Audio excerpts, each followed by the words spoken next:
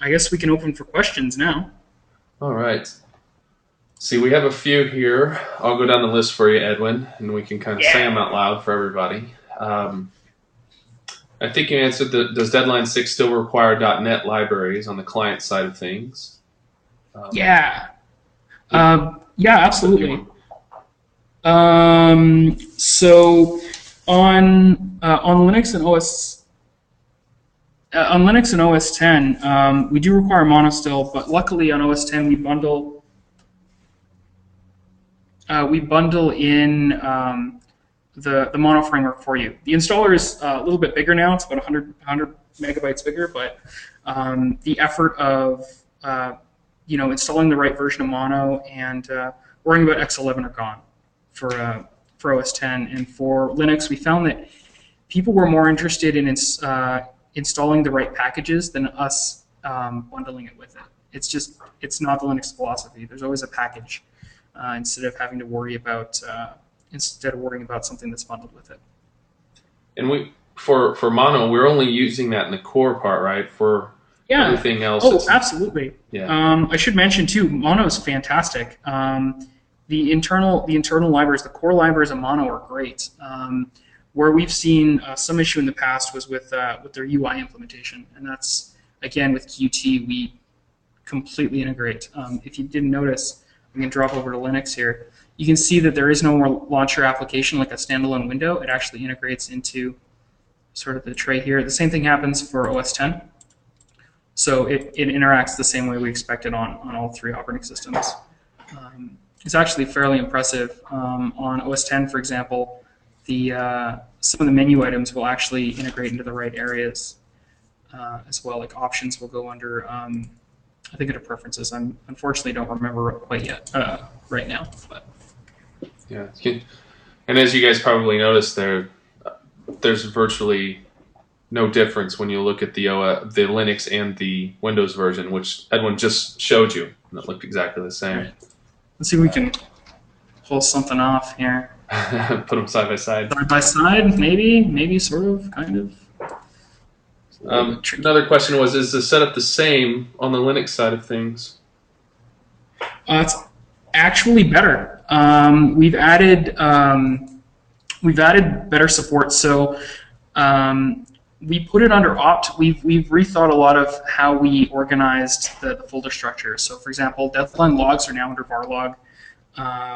All of deadline that goes under opt, thinkbox deadline. Installation init scripts automatically install. We've got init scripts for all the distributions. We integrate them. We integrate them even better. We're calling stuff properly on Red Hat to install those init scripts for MongoDB, for the launcher, for all of that stuff. You can actually run Deadline as a daemon now. So you can, during install, you can just say, I want to run this without a UI, and it'll start when the machine does. It's actually much more solid. From the actual mechanics of installing, it's the same. We have both a user interface mode, so if you run it from X11 context where you actually have a window manager available, it'll pop up the UI, and you can fill in the UI like you would on Windows or OS 10. If you're running in headless mode, you can just if it detects there's no X11, it will just run from the command line as an interactive command line application. And there's options for silent install switches. All right, another one. Just going down the list here, Edwin. What are the requirements / recommendations for a machine to run Mongo? Oh, great question. We found that your standard render node works really well. The test we did here, we never really hit the cap of what Mongo could do. But we had a quad-core Xeon with 24 gigs of RAM, and it just plowed through it. On Linux, there was a load average of about like 1.8 for those 4 cores. So we only hit with, what did we have? We had about 500, 600 slaves and about 400 monitors, and we only hit a load of 0.8. One of the recommendations we do have, though, very strong recommendation, is buy yourself some SSDs. Mongo's write performance is single threaded, or Mongo's write thread is there's just a single one. So the faster you can get the data onto your disks, the better. We use dual striped SSDs in our test machine. So basically, as fast as you can possibly go, and like I say, it performed perfectly. I should also mention that when it was doing read operations, it read directly from RAM in those 24 gigs. The metadata for jobs is actually pretty tiny. So if you ordered 400 render nodes, 500 render nodes, just set one aside and throw some SSDs in it. Another one, can Mongo be installed on a VM? Yes, it can. Our requirement for it is, again, the amount of RAM. I think our recommendation right now is about 8 GB minimum. The other thing is we do not recommend running Mongo in a 32-bit VM. So if you're, for whatever reason, if you feel like making a 32-bit VM, please don't. The specific reason for that is to get really in-depth. The files that it reads, the database files, they're memory mapped, and it ends up running out of I/O space and basically blowing up. So we do require a 64-bit VM when you do that, but it works just fine. All right. Is there still support in the new version between platforms? So Windows, Linux, Mac, all in the same place. Absolutely. I mean, as we saw today, like I'm using Windows and Linux. I would show OS 10 if their end user license agreement would allow me to.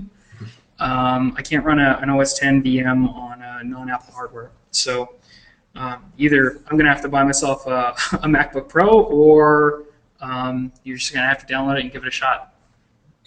It's pretty. It works. Like I say, it integrates perfectly between Windows, Mac, Linux. If you switch between one and the other, if I switch between Windows and Linux, it's going to be the same. They're currently showing different layouts, but just give a good feel. They're the same. And the only thing I would say is the only reason it wouldn't work is if your application, such as say After Effects, which doesn't work on Linux, you can't send that obviously to a Linux render node. Right. I mean, I guess I don't know if I want to get too deeply into this, but a common source of misconception for a lot of people who haven't used a render farm before, the way that we do the rendering within Deadline is we actually call upon the application itself to render. So, for example, if you submitted a Blender job, behind the scenes we're calling Blender to render it. If you submit from 3D Studio Max, we're going to be calling 3D Studio Max on all of your render nodes to do the actual render. So that said, those applications need to be licensed and ready to go, that's sort of a requirement. So just for people, like I say, who aren't familiar with it, we're using those applications in the background to distribute it over many computers for you.